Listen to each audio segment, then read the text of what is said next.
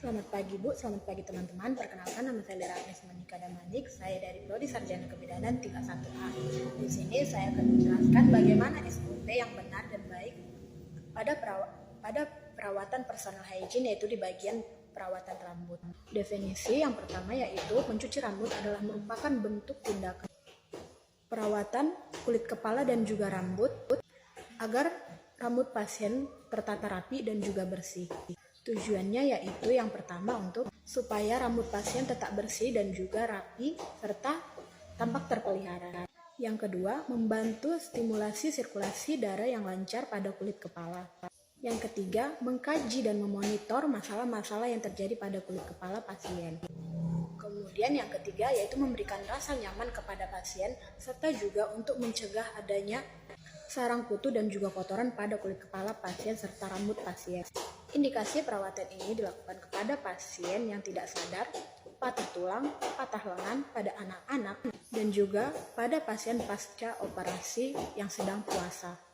Alat-alat yang digunakan yang pertama ada baki. Baki ini berisi yang pertama 2 buah sisir, 2 buah handuk, dan juga 1 buah waslap. Sarung tangan atau handscoon, kapas dalam tempatnya, serta sabun atau sampo. Kemudian ada alasnya. Alasnya ini dapat berupa handuk ataupun perlak. Kemudian ada talang karet, ada kom kecil, serta kain kasa. Kemudian bengkok berisi larutan lisol 2-3%.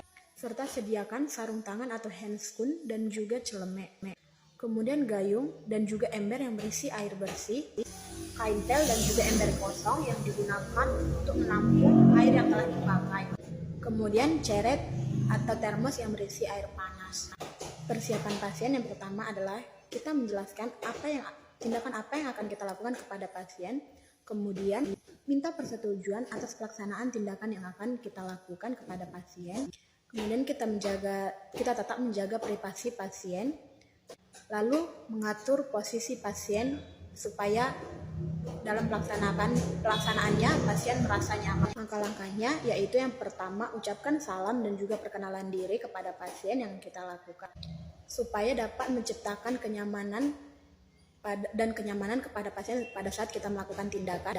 Kemudian beritahukan pasien prosedur apa yang akan kita lakukan kepada pasien. Kemudian bawa alat ke dekat pasien. Setelah itu cuci tangan dengan bersih dengan 7 langkah varnish. Setelah itu pakailah alat pelindung diri dan kemudian atur posisi pasien senyaman mungkin dengan kepala diletakkan di dekat dengan sisi tempat tidur.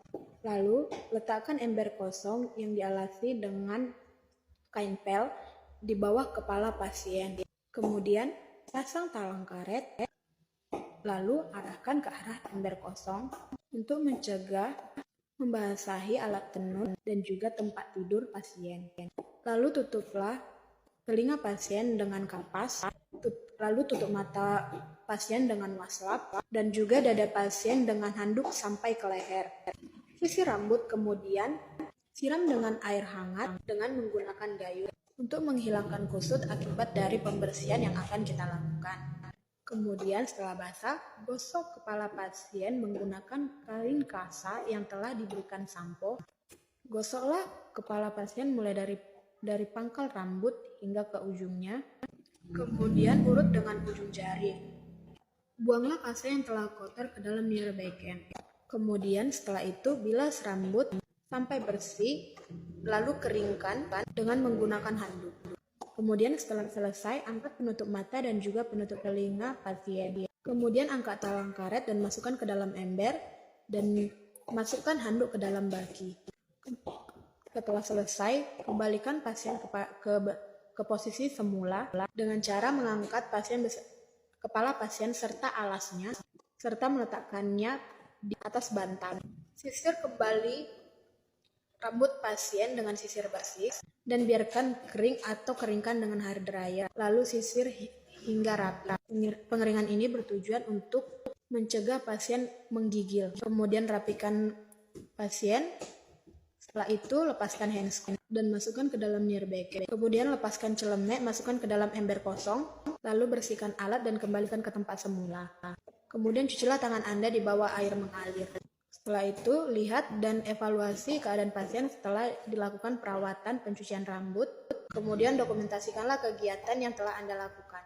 Dalam melakukan perawatan pencucian rambut, kita harus bekerja secara sistematis dan hati-hati, serta melakukan pendekatan kepada pasien dan menghargai privasi pasien, serta selalu bekerja dengan prinsip pencegahan infeksi. Sekianlah penjelasan saya tentang SOP perawatan rambut. Terima kasih Bu, terima kasih teman-teman. Selamat pagi Bu.